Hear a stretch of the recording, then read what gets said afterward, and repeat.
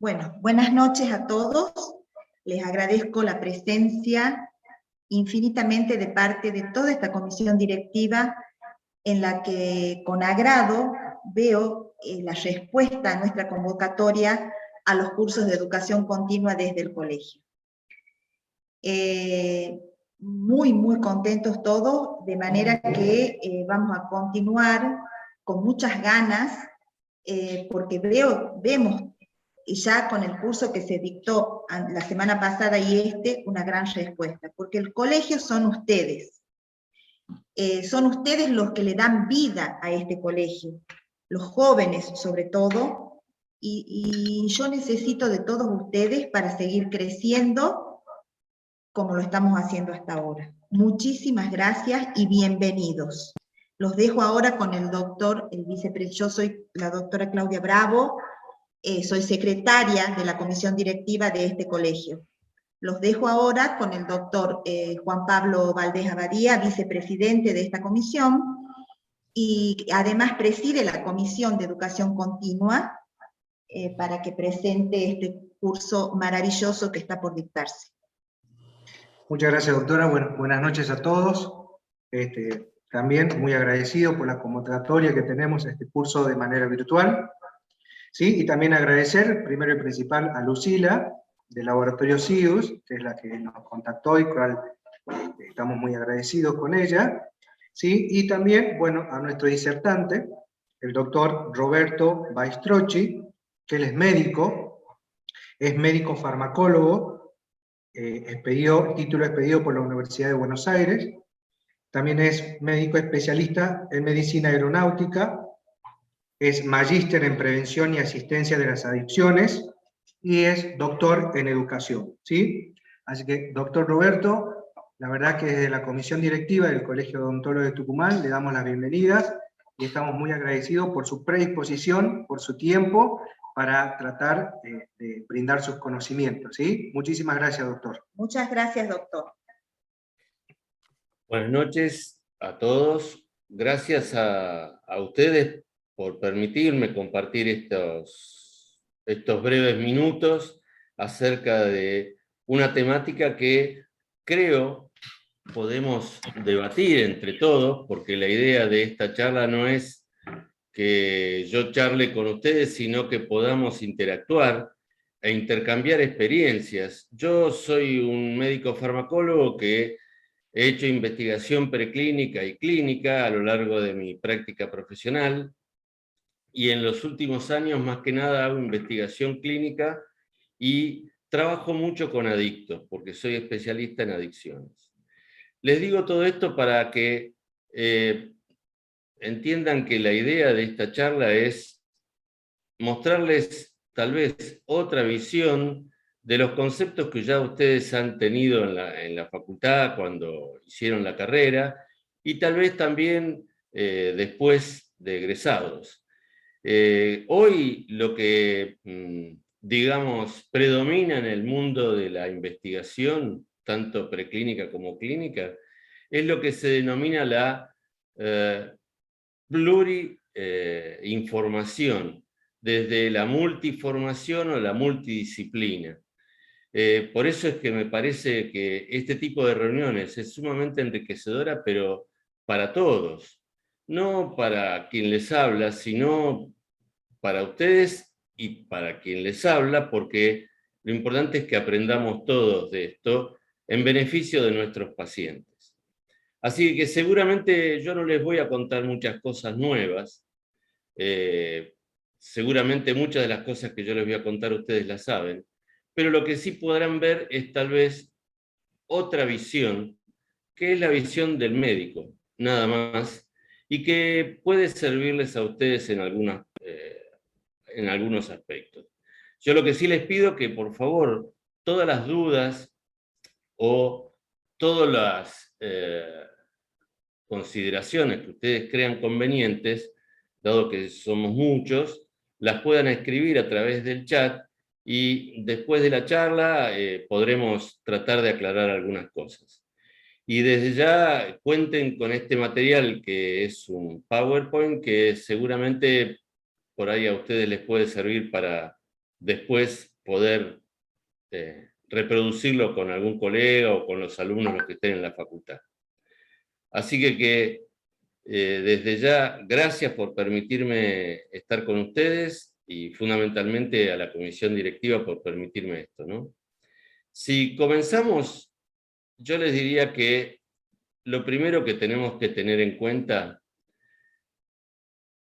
cuando hablamos del dolor, sobre todo en odontología, tenemos que tener presente tres causas. Una que es el dolor propiamente dicho, otra que es la inflamación y otra que es la contractura, que dependiendo de las condiciones la vamos a ver más o menos presente. Al momento de tratar un dolor, uno automáticamente piensa en la intensidad del dolor y nada más, pero se olvida de los otros dos componentes y entonces termina siendo una elección del analgésico que tal vez no es la más adecuada por no tener en cuenta, por ejemplo, el acompañante más importante que es la inflamación. Entonces desde ahí es que vamos a tratar de reproducir un poquitito cada uno de estos contextos para después ver los fármacos que podemos utilizar. Lo primero que debería comentarles es que el dolor siempre es una experiencia que tiene dos componentes, una emocional que es subjetiva y propia para cada individuo y para cada estado del individuo, y otra que es totalmente objetiva y que es igual para todos. Por eso es que ustedes van a ver que lo que se denomina el umbral del dolor es muy variable, porque depende mucho del sexo, de la edad, de la condición de aprendizaje que tenga. Por ejemplo, los boxeadores practican mucho, pero no solo cómo pegar, sino también cómo recibir golpes, porque el aprendizaje hace que el umbral del dolor se eleve. Así que eso es parte de lo que uno tiene que tener en cuenta cuando va a ver un paciente que tiene dolor. Obviamente hay tres tipos de dolores típicos característicos, que uno es el dolor fisiológico, que pueden producir las mismas estructuras de nuestro organismo, como es cuando, por ejemplo, tiene una mala posición un miembro. Está el dolor nociceptivo y está el dolor neuropático. El dolor neuropático es el dolor que se origina en el propio nervio, y este es un dolor que, ustedes saben, no funciona el antiinflamatorio, lo que va a funcionar es el analgésico, porque acá no existe inflamación de por medio, sino que lo que hay es una despolarización intensa de las neuronas de un determinado nervio, como puede ser la neuralgia del trigémino, por ejemplo, y entonces producir ese dolor que no tiene ningún factor desencadenante como podría ser un traumatismo o una infección.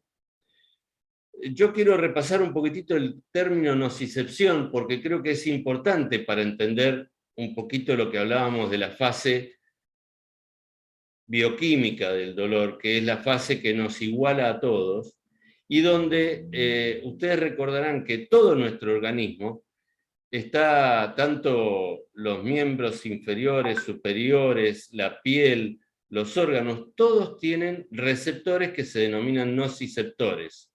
Y esos nociceptores no son nada más que estructura, que lo que van a hacer es recoger la información de lo que pasa localmente. Después, sí, a nivel subjetivo, está la percepción, que es cómo el individuo percibe ese dolor, y eso es lo que ustedes hacen cada vez que le explican al paciente lo que le van a hacer y cómo se lo van a hacer, que eso lo que hace es modificar la percepción de ese dolor o posible dolor, y por lo tanto va a tener menos sufrimiento. Estas son condiciones que son importantes para entender la parte subjetiva. De la parte objetiva no nos vamos a detener mucho, pero ustedes recuerden que cuando se produce un proceso inflamatorio o traumático, se va a activar ese nociceptor y va a producir liberaciones locales de sustancia P de histamina, de bradiquinina y de sustancia o de liberación de, básicamente, sustancia K. Tanto la sustancia K como la sustancia P hoy son sustancias que están siendo muy estudiadas como posibles mediadores del dolor para poder ser, al ser suprimidos, que desaparezcan ese dolor. Bien, entonces, una vez que entendimos esto, estos nociceptores van a viajar a través de los nervios hasta el cerebro llevando la información. Y es así que existen dos haces que creo que debemos tener en cuenta. Uno que ustedes recordarán es el neoespinotalámico y otro que es el palioespinotalámico. El nombre no interesa mucho, pero lo que sí importa es que uno, que es el haz neoespinotalámico, va a subir desde el sector donde se produce el estímulo, va a llegar a la zona donde está el tálamo, y desde el tálamo va a ir directamente a la corteza. Mientras que el otro, el que se denomina palioespinotalámico, antes de llegar al tálamo, se va a distribuir en una zona que se llama subcortical, que es la zona donde se va a producir el estado que es el estado emocional del dolor. Esto es importante porque por eso es que decimos que cada estímulo doloroso en cada persona es diferente, porque depende en qué momento, cuándo y cómo se produce el estímulo para poder saber si va a ser más, menos doloroso o cómo lo va a sufrir ese paciente. La pregunta que uno se hace ahora es, ¿dónde duele el dolor? Cuando uno dice, me duele la muela, ¿dónde está ese dolor? Y la realidad es que ustedes se acordarán, nosotros tenemos en el cerebro una parte de la corteza cerebral que se llama la cisura de Rolando, donde tiene dos partes, una sensorial y una motriz, donde está representado absolutamente todo el cuerpo humano. Acá podemos encontrar los labios, los dientes, las encías, la mandíbula, pero también el ojo, el pulgar. Por lo tanto, el circuito es así. Cuando uno tiene un estímulo algógeno, por ejemplo, en un diente, ese estímulo lo que va a hacer es estimular al nociceptor, como si fuera un receptor que recibe la información y la va a representar en el cerebro en la zona correspondiente. Y de esa zona correspondiente, que es la zona sensorial, va a pasar a la zona motriz, donde va a producir algo. Por ejemplo, si es un músculo, la contractura correspondiente, y así sucesivamente. Esto es importante porque vamos a ver que hay muchos analgésicos que actúan directamente sobre esta zona y no directamente en la zona periférica. Y eso hace que sean más eficaces como analgésicos y no como antiinflamatorios. Este es el homúnculo que representa a las estructuras que están en la cisura de Rolando, y el tamaño lo único que implica es qué zonas son las que están más inervadas por eso, o más formadas por esos nociceptores. O sea, es decir, las que son más sensibles. Por otro lado, ustedes se acuerdan que hay un dolor agudo, que es intenso y punzante, y ese es el dolor que lleva el haz neoespinotalámico. Y hay otro dolor que es sordo, que el paciente no puede decir cuándo le empezó, cómo le empezó, o qué zonas toma, que es el que lleva el palioespinotalámico, y que, como les dije, es el que antes de llegar al tálamo va a pasar por el sistema límbico. Y si ustedes se acuerdan, el sistema límbico es un conjunto de centros que de lo que habla es de la regulación de las emociones.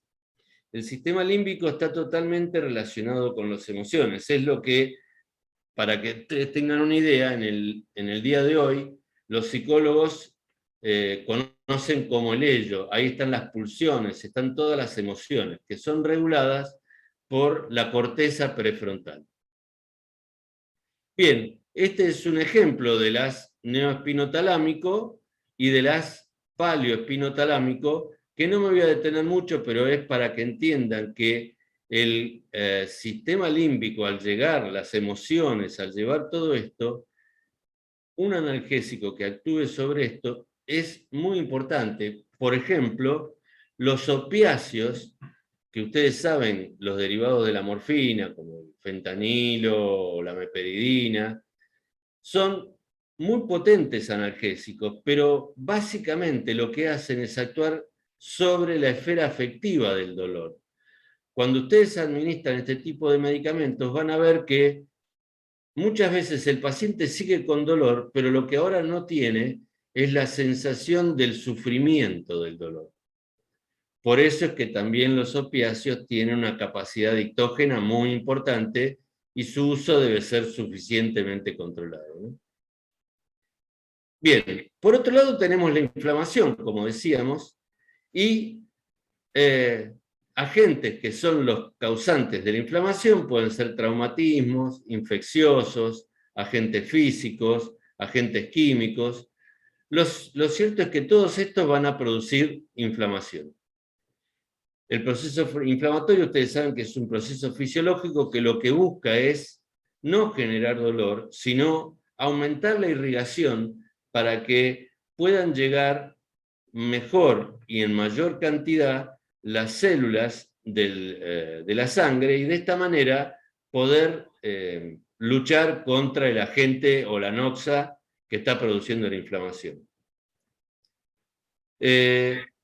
Obviamente, ustedes saben que la característica de la inflamación es el calor, el rubor, el dolor, el edema y el tumor, que son las tétradas conocidas como de Celso, y que son solamente un mecanismo de defensa que tiene el organismo. Pero como todo mecanismo de defensa, cuando se produce en forma excesiva, como la fiebre también, termina siendo peligrosa o riesgosa para el propio organismo. Bueno, esto lo mencionamos así como en general y vamos a pasar un poco más a la liberación de sustancias como la histamina, la serotonina y las prostaglandinas, que básicamente son las que van a producir el proceso inflamatorio. Así es que, dependiendo del tipo de agresión de la cual estemos hablando, habrá más liberación de unos u otros de estos procesos. No quiero detenerme mucho en esto porque lo que quiero es llegar a la medicación, dado que el tiempo es bastante tirano. Y entonces, fíjense que ahora entramos en el tercer factor que hablábamos, que era la contractura muscular. En general, hay un viejo apotegma en medicina que dice que todo músculo en contacto con un proceso inflamatorio lo que tiende es a hacer es a contraerse. Y esto es muy común en medicina para determinar procesos inflamatorios que en general se pueden detectar por la contractura muscular adyacente. Estimo que en la especialidad de ustedes también deben tener las contracturas musculares por procesos infecciosos o inflamatorios severos. En todo caso, acá lo que tenemos que tener en cuenta es que se produce un círculo vicioso donde el traumatismo o el proceso inflamatorio puede producir dolor, el dolor puede ser contractura, la contractura generar más dolor, y así entrar en un círculo que debemos cortar para evitar el proceso doloroso en sí. Bien, ahora entremos en un capítulo un poco más farmacológico, digamos, ¿no? Y acá tendríamos que repasar primero el término de sinergia. Sinergia, desde el punto de vista farmacológico, no es nada más que una palabra que viene del griego y que significa trabajar con. Y en farmacología, cuando hablamos de una sustancia sinergista, la que está diciendo es que es una sustancia que va a trabajar con otra, que va a colaborar con otra, que va a hacer que la otra tenga que trabajar menos para obtener el mismo resultado. En general, el sinergismo farmacológico es una interacción farmacodinámica o farmacocinética donde podemos tener efectos sinérgicos o podemos tener procesos cinéticos que producen sinergia. Esto es, por ejemplo, hay sustancias que son inhibidoras enzimáticas del metabolismo hepático y entonces hacen que cuando uno las da a esas sustancias con otras sustancias, como pueden ser ciertos analgésicos, estos analgésicos duren más tiempo su acción, o al revés, hay estimuladores del proceso enzimático que lo que hacen es que esto dure menos tiempo. Esto es simplemente como un ejemplo cinético, pero también tenemos el efecto dinámico, donde dos sustancias que tienen el mismo efecto, utilizadas en menos dosis, pueden producir un efecto todavía mayor al que harían cuando lo utilizamos a las dosis terapéuticas. De eso vamos a hablar un poquitito. Y las ventajas del sinergismo es que uno siempre va a utilizar menos dosis de un fármaco, y al utilizar menos dosis vamos a tener menos efectos adversos, por un lado, y por otro lado vamos a tener más efecto y durante más tiempo. Esta es la escala de la OMS, que seguramente ustedes conocerán, donde divide a los dolores en leves, moderados y severos.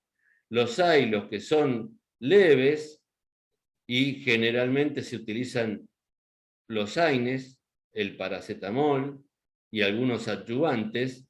Y acá les comento, el paracetamol durante mucho tiempo estuvo incluido dentro de los AINES, pero en realidad no es un AINE como tal, porque se define al AINE como aquel antiinflamatorio no esteroideo que actúa inhibiendo a la ciclooxigenasa 1 o 2.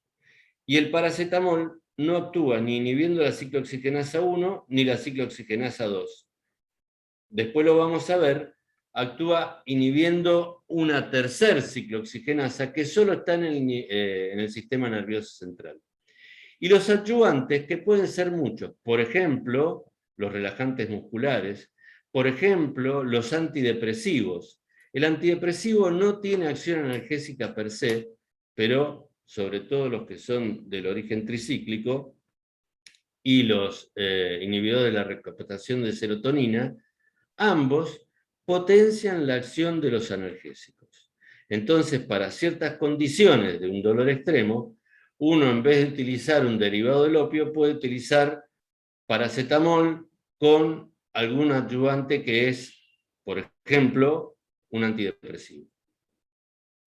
Existen tres tipos de sinergismo, hoy vamos a hablar solamente de dos, el sinergismo de suma y el sinergismo de potenciación. El sinergismo de suma y el de potenciación prácticamente es lo mismo. La única sutil diferencia es que en el sinergismo de potenciación yo logro más efecto que el que lograría con una misma dosis de cada uno de las drogas por separado.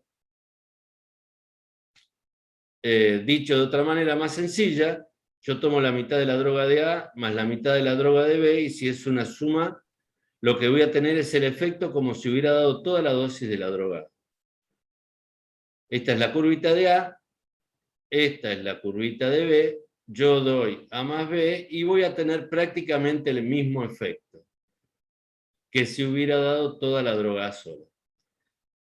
Hay muchos ejemplos de sinergismo de suma, como por ejemplo puede ser el de paracetamol con aspirina, y ahí prácticamente dando la mitad de la dosis de cada una podemos tener el mismo efecto que utilizando 1000 miligramos de paracetamol. Pero existe otra alternativa que es donde, como les decía, cuando uno administra la mitad de una dosis más la mitad de la otra dosis, obtengo un efecto que, como se ve acá en esta curva, es mucho mayor al efecto esperado cuando yo daba una sola dosis. Y esto es lo que se denomina efecto de potenciación. Obviamente, como se imaginarán ustedes, este efecto de potenciación tiene de bueno que necesito menos dosis de cada uno de los componentes y obtengo todavía mucho más efecto. Un ejemplo de esto es la asociación de ibuprofeno y paracetamol, que acá, como ustedes imaginarán, tengo que hacer un poquitito de propaganda, porque si no el laboratorio SIDU no me va a invitar nunca más. Un ejemplo de esto es este producto que tiene ibuprofeno y tiene 325 miligramos de paracetamol, con 400 miligramos de ibuprofeno, pero logramos un efecto como si fuera el de paracetamol de 1 gramo. Y eso es lo que es el efecto de potenciación. Cuando antes hablábamos de paracetamol con aspirina, el resultado de juntar a los dos daba un efecto de suma, es decir, teníamos menos efecto final que el que tomando dosis de 325 miligramos de paracetamol con 400 miligramos de ibuprofeno. Un concepto para tener en cuenta es esto que tenemos acá. Este es un gráfico que ustedes lo van a ver, salió publicado ya hace unos cuantos, hará creo que 3 años, en la revista de Odontología, y no es nada más ni nada menos que lo que ocurre en la mayoría de los, no, perdón, que ocurre, sino que se ha publicado en la mayoría de los libros de farmacología, donde se sabe que los AINES, en general, tienen un efecto analgésico, un efecto antitérmico y un efecto antiinflamatorio. Pero este cuadro particularmente lo que muestra es lo siguiente. Si bien lo primero que ya se conoce es que toda AINE que tenga acción analgésica también va a ser antitérmico. Mientras que si es antiinflamatorio solamente, no tiene acción antitérmica. Este es un concepto importante. ¿Por qué?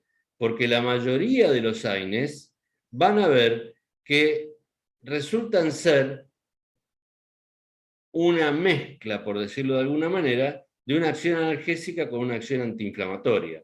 Y los hay que tienen más acción antiinflamatoria y menos analgésica, y los que tienen más analgesia y menos acción antiinflamatoria.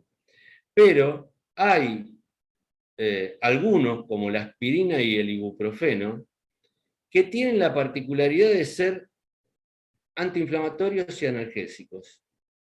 Pero ¿dónde está el secreto? Que no son demasiado potentes, ni como antiinflamatorios, ni como analgésicos.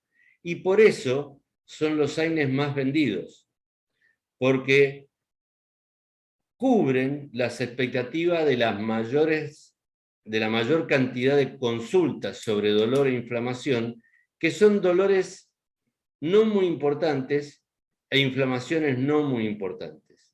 Seguramente cuando uno tiene un pequeño dolor, un proceso inflamatorio más o menos, enseguida tiende a tomar una aspirina o ahora más comúnmente un ibuprofeno. Y cuando tiene alguna línea de fiebre también toma un ibuprofeno, pero cuando el paciente ya tiene 38 no toma ibuprofeno, toma paracetamol. ¿Pero por qué toma paracetamol? Porque el paracetamol es un potente analgésico antitérmico. Es más, se lo toma como referencia como analgésico de los AINES, porque se lo caratula como el más potente de los AINES, que se lo incluye, ya les dije, aunque no es verdaderamente un AINE, se lo incluye de este grupo, pero como netamente analgésico antitérmico. En el otro extremo de esta gráfica tenemos al diclofenac, junto con la indometacina, que ya prácticamente no se utiliza en medicina, porque si bien es muy potente, también es muy ulcerígeno, y entonces se prefiere no utilizarlo, salvo en condiciones muy particulares. Pero el diclofenac tiene una acción prácticamente antiinflamatoria, únicamente, y su acción analgésica no es nada más ni nada menos que la consecuencia de la acción antiinflamatoria. Esto quiere decir que no es analgésico, por eso a nadie se le ocurriría bajarle la temperatura a alguien dándole diclofenac, porque evidentemente no tiene acción antitérmica. Y así nosotros podemos poner al ketorolac, al naproxeno, al piroxicam y al meloxicam, y esto lo que trata de decir es, si yo acepto que el 100% de la analgesia está en este punto, a medida que voy avanzando, disminuye la analgesia hasta llegar a 0.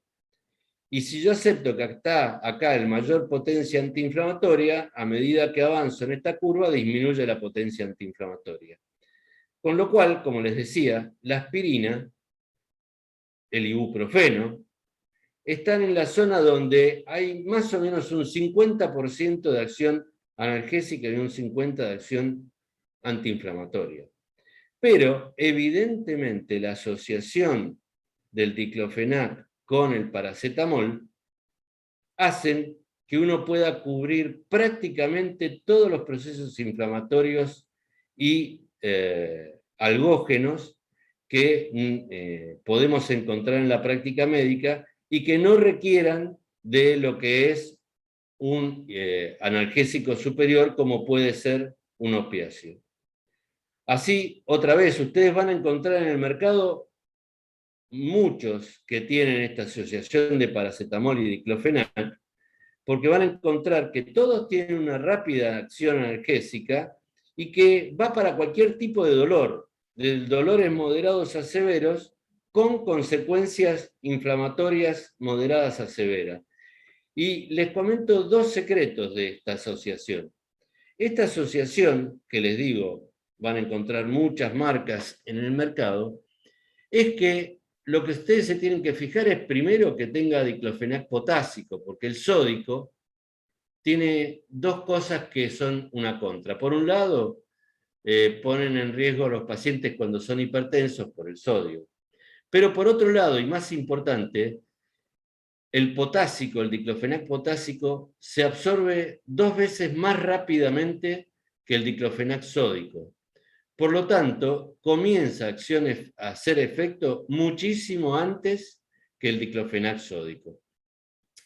Entonces, es importante tener en cuenta una asociación de esta, cualquiera sea la marca, pero que tenga diclofenac potásico. Y por último, de este grupo, lo que creo que tendríamos que tener presente es cuando tenemos un dolor de tipo acompañado de la contractura, está lo que es la clorzoxazona, que ustedes pueden medicar, pueden indicar, y ustedes saben que la clorzoxazona es un relajante muscular de acción central que actúa básicamente sobre la médula espinal y por eso produce poco o nada soñolencia, y esto hace que el paciente no se inhabilite para conducir, para todo ese tipo de cosas. Y eso es importante a tenerlo en cuenta porque existen otros relajantes musculares que son mucho más potentes, digamos, pero por ser más potentes producen soñolencia y contraindican el uso en máquinas de riesgo, como puede ser la moto, el auto, etcétera, etcétera. Bueno, este es un poco el mecanismo del ibuprofeno, que yo creo que lo conocemos todos y no tenemos mucho para decir. Y como les decía, las ventajas de la asociación del ibuprofeno con la clorzoxazona es que el ibuprofeno es un analgésico antiinflamatorio medianamente potente y la relajación que produce la clorzoxazona puede potenciar su acción sin incapacitar al paciente. Hasta ahora vimos lo que eran los AINES desde el punto de vista de si producían efectos analgésicos o si producían efectos antiinflamatorios. Ahora vamos a tratar de verlos desde otro punto de vista. Yo les decía que existían básicamente dos COX. Uno que es la COX-1, la ciclooxigenasa 1, que es la ciclooxigenasa que habitualmente tenemos en el organismo y que protege a los riñones, protege al estómago y protege al sistema de las plaquetas. Y la ciclooxigenasa 2, que se conoce como inducible, y que es la que produce o la que se libera en el proceso inflamatorio, como vimos al principio. Esta es toda la cascada, pero que no viene al caso. Lo cierto es que, como les decía, la COX-1, que es la constitutiva, va a proteger la mucosa gástrica, va a proteger al riñón y va a actuar sobre la hemostasia. Y la inducible, que es la COX-2, lo que va a hacer es, cuando no se inhibe, generar prostaglandinas y esta va a producir inflamación. Por lo tanto, el analgésico ideal es analgésico antiinflamatorio, ¿no? Que pueda inhibir a la COX-2 solamente. Pero, de todos los que vimos hasta ahora, todos, desde el ibuprofeno, desde el meloxicam, los que ustedes quieran, todos inhiben a ambas, a la ciclooxigenasa 2 y a la ciclooxigenasa 1. Unos un poco más y otros un poco menos. Pero por eso es que ustedes van a ver que siempre aparece la lesión gástrica más tarde o más temprano. Bien. Entonces, por eso aparece un concepto farmacológico que creo que debemos conocer, que es el de selectividad. ¿Y qué es la selectividad? Es la capacidad que tiene un AINE de poder inhibir a una u a otra ciclooxigenasa o a las dos por igual. Se dice que un AINE no es selectivo cuando inhibe a la ciclooxigenasa 1 y a la ciclooxigenasa 2 de la misma manera. Cuanto más inhiba la ciclooxigenasa 2 y menos a la ciclooxigenasa 1, más selectivo va a ser. Y este es un concepto muy importante. ¿Por qué? Porque cuando logramos tener un fármaco como este, tenemos la posibilidad de tratar a pacientes con dolores que hayan tenido o que estén en proceso de una úlcera gástrica o una gastritis. Y por eso se hace tan importante. Obviamente, esta es la fórmula, no tiene sentido que lo charlemos, pero lo que sí importa es que ustedes vean que cuanto más inhibe a una, más selectivo es, y entonces menos lesiones va a producir en el estómago. Bien, ¿cuáles son los efectos adversos de todos estos? Como les dijimos, distensión abdominal, náuseas, vómitos, diarreas, anemia, hemorragias, vértigos, mareos, confusión, cefalea, asma, urticaria, shock, hipotensión. Todo esto puede producir aquellos AINES que no son selectivos. Aparece en la farmacología ya hace varios años, pero en los últimos 4 o 5 años atrás, más fuertemente, una nueva camada de COXIPs. ¿Y por qué digo una nueva camada de COXIPs? Porque en realidad los COXIPs se describieron ya hace bastante tiempo atrás, hace más o menos 15 años, pero rápidamente dejaron de tener vigencia y fueron retirados la mayoría del mercado, porque si bien eran selectivos COX-2 y no producían hemorragia digestiva porque no atacaban el estómago, se vio que sí producían un incremento tanto en infarto como ACV, como cuadro de hipertensión y dislipidemias. Por lo tanto, se retiraron del mercado.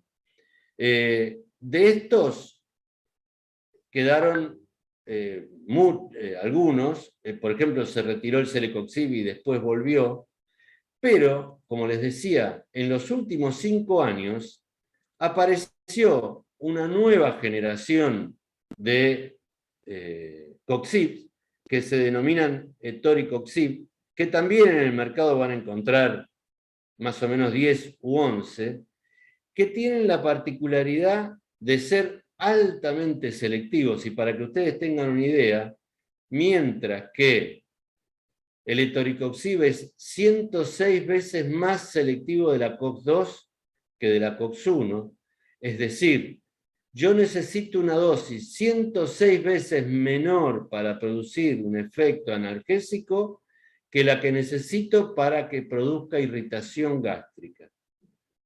Para que ustedes tengan una idea, el diclofenac, que si ustedes lo usan, verán que en general no produce tanta irritación gástrica como puede producir el ibuprofeno, pero a la larga produce.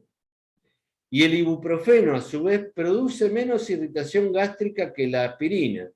Y esto tiene que ver con que, si ustedes se fijan, el ibuprofeno es 600 veces más selectivo de la COX-1 que de la COX-2. Es decir, que al revés, yo necesito menos dosis del ibuprofeno para irritar el estómago que para producir acción antiinflamatoria y analgésica. Esto es un dato importante para tener en cuenta estos productos, como son el etoricoxib. ¿Por qué?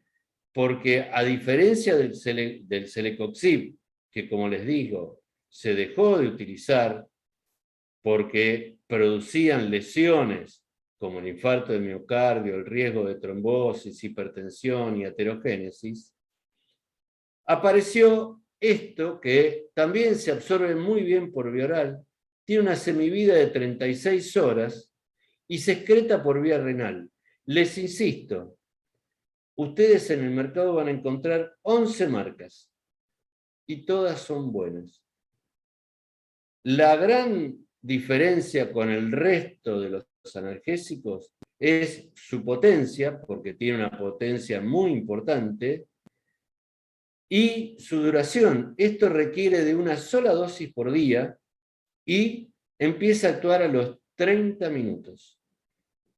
Con lo cual, ustedes tienen un efecto analgésico antiinflamatorio muy potente, que en pacientes que tengan gastritis o que tengan irritación gástrica, realmente no van a sufrir o padecer esto. Desde ya les cuento que el valor de estos productos no es exactamente el mismo que el de cualquiera de los que estábamos hablando antes. Pero realmente viene a resolverle el problema a un montón de pacientes, porque yo no sé en Tucumán, pero en nuestra ciudad la proporción de pacientes con trastornos de enfermedad de reflujo gastroesofágico, con trastornos de gastritis y de úlcera, es muy importante. O sea que el odontólogo suele encontrarse con esta condición y tiene que tenerlo presente. Para poder demostrar que este etoricoxib no tiene nada que ver con el celecoxib y el rofecoxib de antes, y por eso se puede comercializar sin ningún inconveniente, los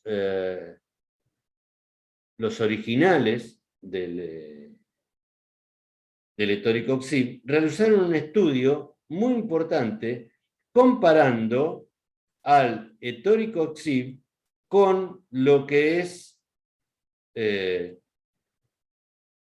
diclofenac.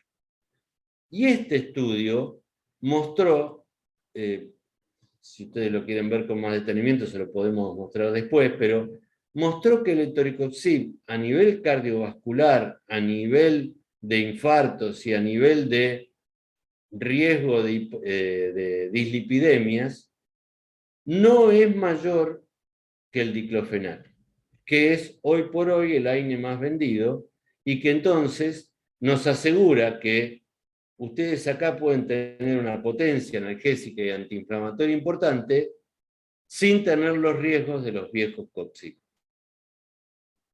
Y para ir terminando, una vía que muchas veces nosotros no utilizamos, los americanos seguramente lo usan bastante más que nosotros, es la vía sublingual. Y de acá les quiero contar algunos detalles. ¿Por qué la vía sublingual es diferente a la vía oral?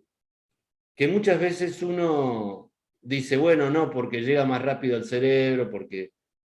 Pero la verdad es que es importante entenderlo para poder después, cuando uno recete o indique un medicamento que sea sublingual, tener presente cuáles van a ser las directivas que le va a dar al paciente.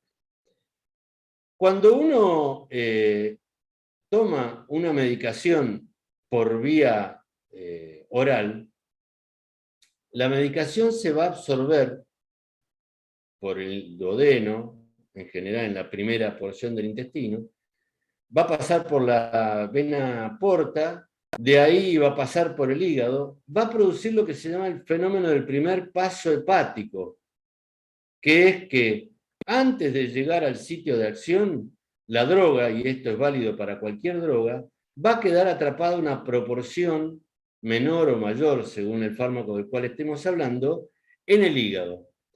Por lo cual, lo que va a llevar a la cava inferior y por lo tanto a la aurícula derecha, va a ser menos cantidad de droga.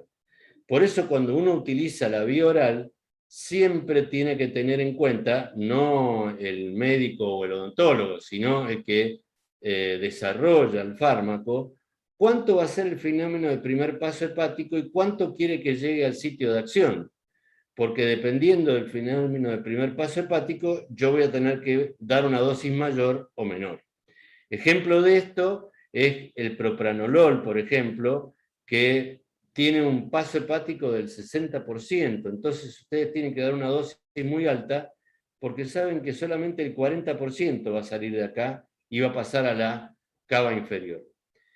Mientras que cuando uno habla de lo que es la sublingual, lo que está diciendo, y no me voy a poner a hablar de la anatomía de esta zona porque me va a dar vergüenza, pero lo que voy a decir es que acá los vasos sublinguales drenan directamente a la cava superior. Por lo tanto, de la zona sublingual van directamente a la cava superior y de la cava superior va a pasar directamente a la aurícula derecha y no hubo fenómeno de primer paso hepático. Ese es el gran beneficio de la vía sublingual. Pero de acá, dos condiciones que hay que tener en cuenta. Primero, no cualquier medicamento se absorbe por vía sublingual, solo algunos, no solo por la droga, sino por la forma farmacéutica. En general, ustedes van a encontrar algunos analgésicos, van a encontrar algunos vasodilatadores coronarios, van a encontrar algunos beta bloqueantes, porque se necesitan para la urgencia.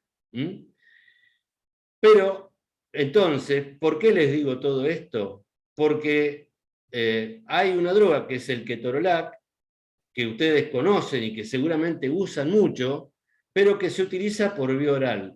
Hay una vía, que lo tiene este producto, es por vía sublingual. Y el secreto es que el ketorolac, como ustedes saben, es un analgésico antiinflamatorio que inhibe a la COX-1 y a la COX-2, porque tiene acción sobre la COX-1, pero lo importante va a ser que se van a utilizar nada más que dosis de 10 miligramos y se pueden dar hasta 20 miligramos durante 5 días. Pero, ¿cuál es el secreto de esto? Que uno debe tenerlo puesto bajo la lengua durante 5 minutos. No alcanza con que se diluya el comprimido debajo de la lengua, sino que hay que dejar que se junte la saliva durante 5 minutos, porque si uno la traga enseguida que se disolvió, y esto pasa para este medicamento y para todos los que hablamos, en vez de ser una absorción sublingual, va a ser una absorción oral como cualquier otra, y entonces va a disminuir su efecto y va a tardar mucho más en hacer efecto. Bueno, hasta acá esta primera parte, no sé si ustedes quieren hacer alguna cuestión, alguna pregunta.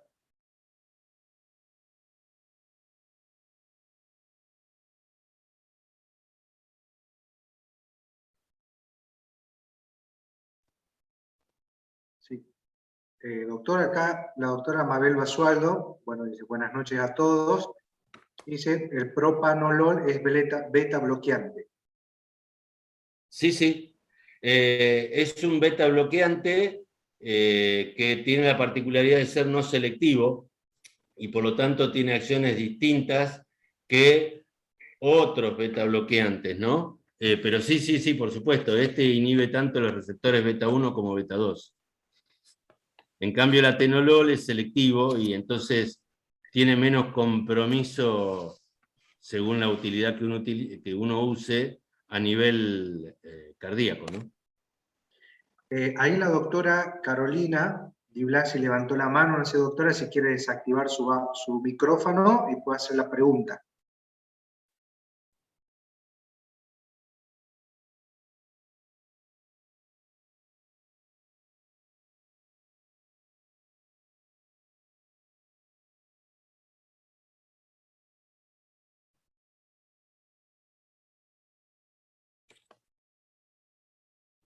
No se animó la doctora Carolina.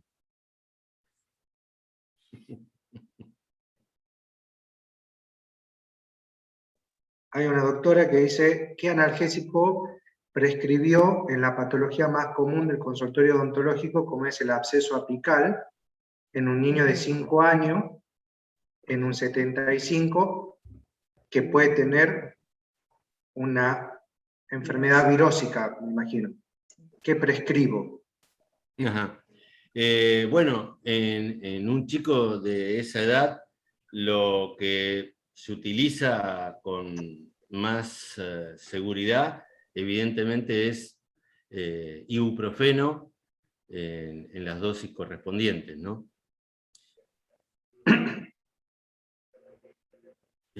Obviamente, cuando digo en las dosis correspondientes, dependiendo del kilo peso, por supuesto. Yo creo que acá en esta pregunta, cuando habla de un absceso periapical, capaz que usted cuando termine la próxima... Sí, sí, claro. Porque Ya esto le es va como a la dar... telenovela, tiene dos partes. Si se animan a Claro, verlo la semana que exactamente. viene, veremos los antibióticos. Eso sí se animan. Sí. Sí, la doctora dice el diclofenac potásico no produce consecuencias a los hipertensos. No, no, justamente ese es el beneficio y por eso ustedes van a ver que ya quedan en plaza pocos diclofenac que son sódicos. El diclofenac potásico no tiene ninguna alteración para los pacientes hipertensos, pueden tomarlo con total seguridad. Baja la manita. Y La acuérdense el doctora, beneficio de que actúa más rápido, perdón. sí, la doctora Mabel Basualdo dice, perdón, solo advertí esto porque somos odontólogos y era solo a los fines de colaborar. Me parece muy bueno, aparte no tiene por qué pedir perdón, al contrario, aprendemos todo, como dije al principio, así que yo, por ejemplo, apenas sé más o menos lo que me decían recién de la infección apical, así que me declaro incompetente en eso, entiendo que es una infección en el diente, pero por eso estamos intercambiando información. Hay una doctora que me pregunta, ¿el etoricoxib es costoso? Sí. Sí, O señor. sea, si ustedes hacen el conteo de lo que sale un tratamiento, seguramente no va a ser mucho más costoso. ¿Por qué? Porque se toma una sola vez por día y porque el paciente puede. Pero el valor de eso se lo puede decir más Natalia que yo, pero el valor en sí del producto es bastante más caro. Bueno, ¿Mm? O sea, acá lo que tiene que primar en este caso es si el paciente puede acceder económicamente a la ecuación beneficio-riesgo, porque el problema es que un paciente que está con un cuadro de tipo ulceroso o gastrítico el riesgo que tiene de tomar ibuprofeno o de tomar ese tipo de medicamentos es muy grande y se hace casi imposible, ¿no? Sí Con tiene la respecto a alternativa de utilizar paracetamol como analgésico, pero no como antiinflamatorio, en ese caso, ¿no? Con respecto a la pregunta que hizo la doctora Luna, creo que en la clase, en la próxima sesión, creo que vamos, si la doctora puede hacerla de nuevo la pregunta, así ya se la puede responder, ¿sí? En cuanto al absceso apical. Bien, perfecto, sí, sí. Voy a estudiar qué es un absceso apical por las dudas, pero no.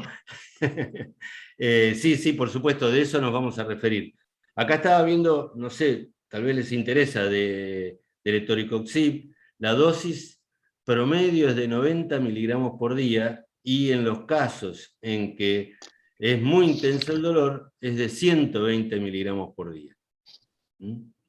En el caso de los 120 miligramos por día, se sugiere no más de una semana, aunque hay estudios que se han utilizado durante 3 meses.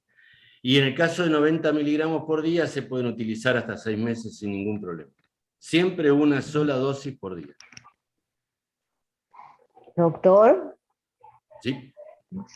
no sé si se escucha. Es que estoy con el celular, por eso. Carolina, Sí, buenas noches. buenas noches. El etoricoxib sería entonces similar al diclofenac en efectos adversos. No. Digamos que tiene menos efectos adversos porque Bien. no tiene los efectos adversos que uno cuando toma diclofenac 150 miligramos por día, a la semana o a los 10 días empieza a tener problemas gástricos.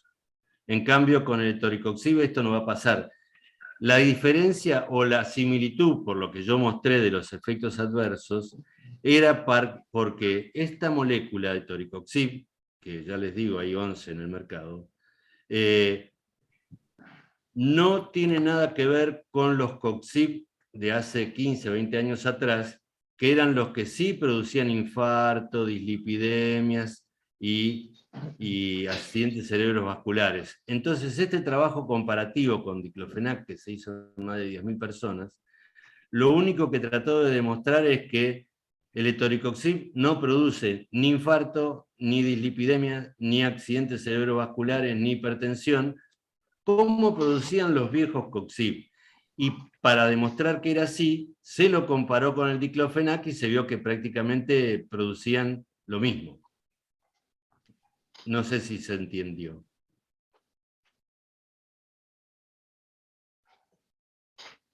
No sé si quedó claro. Sí. María Fernanda levantó la mano. Sí. Sí, no, quería preguntar entonces si por la selectividad que tiene y por los bajos efectos adversos, entonces el etoricoxib sería como el medicamento ideal, digamos, el AINE ideal para recetar, excepto por Hoy, su costo. y sí, hoy por hoy sería así. El tema es que, como dijiste, excepto por el costo. Ok, gracias. Hay una doctora que pregunta, doctora Romina, que dice para un posoperatorio, por ejemplo, de una cirugía de un tercer molar o de un implante, ¿cuál sería la combinación ideal? Seguramente la combinación ideal, bueno, no sé ustedes cómo es el protocolo, pero en general se está utilizando mucho el uso del AINE 24 horas de cualquier procedimiento quirúrgico y después del procedimiento quirúrgico, porque ya hace bastante tiempo que se demostró que utilizando AINE previamente al acto quirúrgico, el consumo de analgésicos posterior a la cirugía siempre es menor. Por aquello de que, si bien estos son inhibidores de la liberación de prostaglandinas, no es lo mismo inhibir la cantidad de prostaglandinas cuando ya se liberó, es decir, cuando ya hubo un traumatismo, que empezar a inhibirlas antes de que se produzca, ¿no? En ese caso, por supuesto, lo ideal, como decía María Fernanda, sería el uso del etoricoxib, pero si no, está el uso del paracetamol con diclofenac, que sería lo más adecuado. Hay ¿Por otra qué? pregunta. Sí, Perdón, ¿por qué? Perdón. Porque acuérdense que el diclofenac tiene la potencia antiinflamatoria más importante, con lo cual va a prevenir mucho más el proceso inflamatorio postraumático, digamos, y el paracetamol tiene la potencia analgésica, con lo cual el paciente va a tener que tomar durante menos tiempo todo esto. Hay otra pregunta que dice, ¿el ketorolac está contraindicado en pacientes hipertensos? No. No, el ketorolac no está contraindicado en pacientes hipertensos, para nada.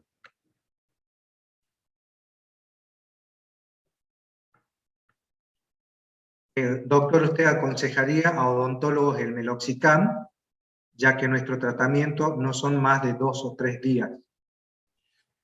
Ya que el Sí, perdón. Toxid, espere que lo lea bien la pregunta, es en un paciente anticoagulado, no. A ver, si está la doctora Mabel Basualo, si le quiere hacer a la pregunta de manera Oral. oral, por favor, doctora.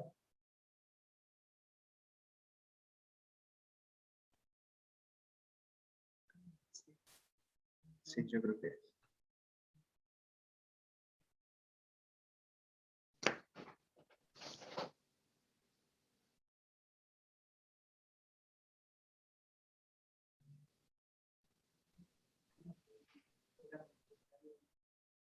Claro, dice, doctor, ¿usted aconsejaría a los odontólogos el meloxicam, ya que nuestro tratamiento no son más de 2 o 3 días, ya que el etoricoxib en un paciente anticoagulado, porque tuvo un ACV, no potenciaríamos?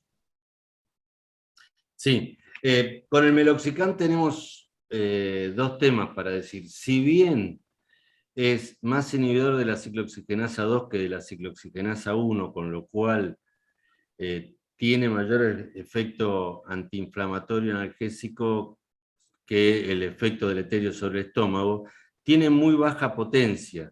Entonces, en general, es para dolores que son más crónicos y de uso prolongado. No tiene buenos resultados en el uso agudo, digamos, o para un dolor medianamente intenso. Hay otra pregunta que dice, doctor, ¿cuál es la diferencia entre los AINES y el paracetamol?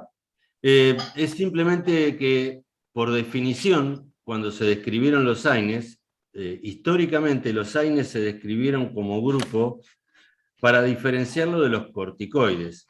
Por eso se denominan antiinflamatorios no esteroideos, porque los antiinflamatorios esteroideos por excelencia son los corticoides. Y entonces, después se vio que estos AINES actuaban inhibiendo la ciclooxigenasa 1 y la ciclooxigenasa 2. Pero el paracetamol no inhibía ni la ciclooxigenasa 1 ni la ciclooxigenasa 2. Entonces se lo dijo empíricamente, lo ponemos dentro de los AINES. Hoy se sabe que el paracetamol no inhibe la ciclooxigenasa 1, no inhibe la ciclooxigenasa 2, pero inhibe la ciclooxigenasa 3, que está a nivel del sistema nervioso central, alrededor del tálamo, muy cerquita de la zona donde actúan los opiáceos. Por eso es que tiene una acción analgésica importante, y por eso es que tiene una acción antitérmica importante, porque también está el centro termorregulador ahí muy cerquita. Doctor, ¿ahí me escuchan? Sí, perfecto. Sí, doctor. Buenas noches, doctor. En realidad, mi pregunta iba apuntada a que dentro de los AINES y sobre todo de los Oxicams, tenemos los odontólogos echamos manos generalmente a dos grupos, el Piroxicam, piroxicam meloxicam. y el meloxicam. Yo les refiero esto porque acá están mis colegas y que me sepan disculpar, a veces con la información tenemos que ser muy cuidadosos, ¿no? Por el hecho de que uno puede empezar a echar mano a determinados fármacos y si bien es cierto el etoricoxib ha sido mejorado en su perfil, pero todos los COXIF, de alguna manera, doctor, son selectivos y tenemos a veces nosotros los odontólogos el riesgo permanente de pacientes que han tenido un infarto o que están anticoagulados con clopidogrel y todo lo demás, y que se presentan, y tenemos mucho cuidado en que vayamos a hacer interacciones, potenciando con un COXIF la acción de los anticoagulantes, porque no tan solo tienen anticoagulantes, sino también antiagregantes plaquetarios. Entonces, desde ese punto de vista, teniendo un poquito de recelo, porque son nuevos, doctor, también, o sea, si Pero bien le es diría cierto, una se cosa, mejora. doctora, Sí, ese trabajo que yo le puse que hicieron los americanos, le muestra que ese riesgo es prácticamente igual que el diclofenac. Coincido con usted en lo que dice, ¿eh? No estoy diciendo que no, lo que le estoy diciendo es que a ese paciente que usted le genera cierto recelo poder darle el toricoxib, tampoco le daría diclofenac en ese caso. Utilizaría cualquier otro AINE, pero ninguno de esos dos. por eso yo ahí le preguntaba, doctor, de el meloxicam. Ahí sí, yo le cambio la respuesta y le digo, meloxicam no, piroxicam sí, porque Piroxicam. el meloxicam es menos potente como analgésico, entonces el Sí, piroxicam le va a resolver mejor la situación. pero sigo teniendo la irritación gástrica. Este es el Eso problema sí, acá. y sí. Pero es que esto es, la ecuación beneficio-riesgo es Eso, lo que hace muy difícil estas elecciones, ¿no? sí. Y por Porque sí, otro lado, sí, va a sí, tener. sí. Doctor, nosotros en el grado, porque sí, de alguna manera hemos mencionado que el paracetamol inhibía, había estudios que estábamos viendo que inhibía a la COX-3. Es más, pero bueno, en realidad, si bien es cierto, como usted me dice, fueron incluidos dentro del grupo de los AINES, morfológicamente esa COX-3 tiene la estructura morfológica, valga la redundancia, de la 1 y la 2. O sea que hay similitud en cuanto a su morfología. No me cabe ninguna duda, pero por eso yo le decía que en la historia, cuando se desarrollaron los AINES y se pudo descubrir que existían dos ciclooxigenasas, la 1 y la 2, por la cual un par de médicos ganaron el premio Nobel, ¿Nobel? ahí fue cuando se dijo, bueno, todos los que actúen sobre la ciclooxigenasa 1 y 2 van a ser AINES. Y este no inhibía, pero es un problema histórico. Sí, sí, coincido con usted.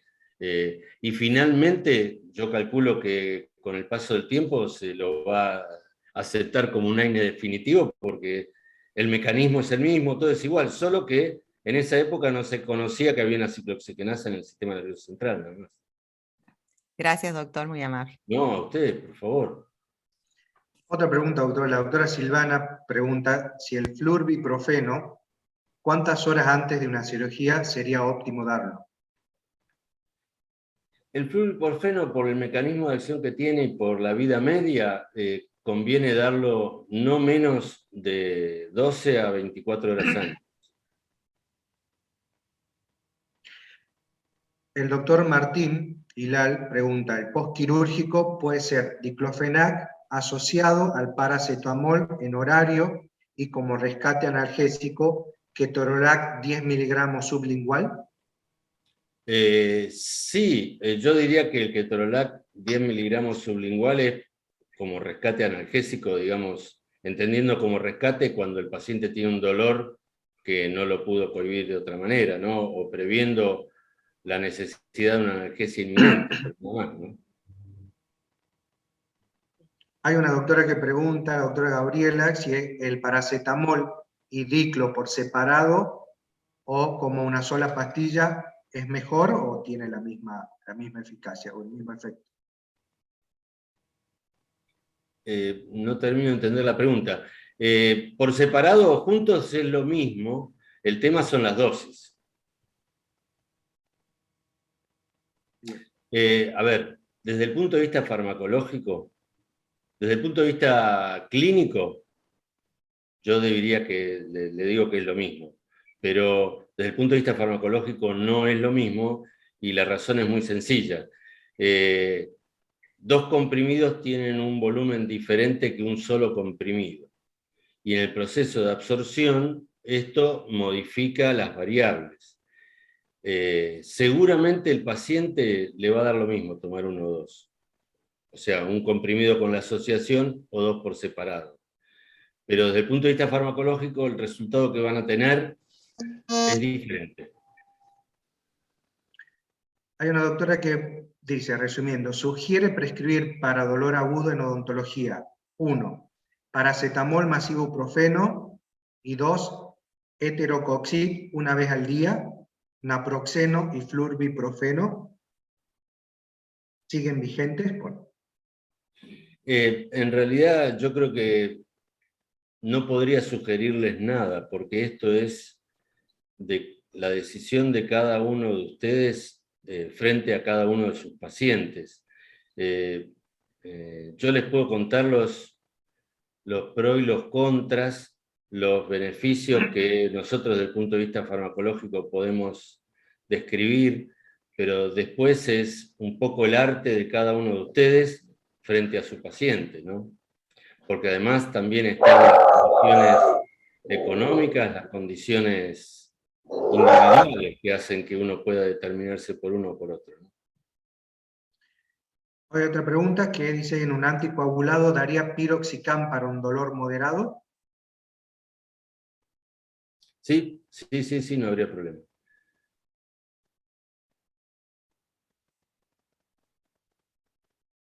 Eso es todo, ¿no? Ya vemos si tenemos otra pregunta, pero creo que está...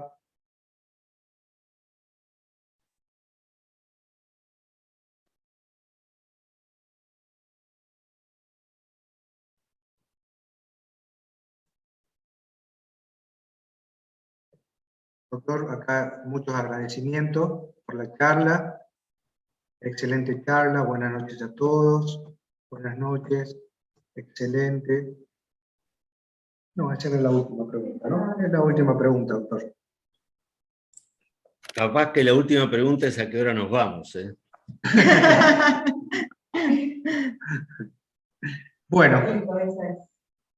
Bueno, doctor, queríamos agradecerle por su tiempo, ¿sí? También agradecerle a cada uno de los colegas que se han conectado hoy a la charla. Vamos a tener muchas más capacitaciones, ya sea de manera virtual, también vamos a tener de otras especialidades, en workshop, y bueno, todo eso estamos trabajando de acá desde la institución, ¿sí? Y bueno, los esperamos para el martes de la semana que viene, que es martes 14, en el mismo horario que seguimos con estrategias terapéuticas para el dolor e infecciones odontológicas, ¿sí? Muchísimas gracias, doctor. Muchísimas gracias, No, a doctor. ustedes, buenas noches. Hasta luego. Buenas, hasta luego. Hasta luego. Buenas noches a todos.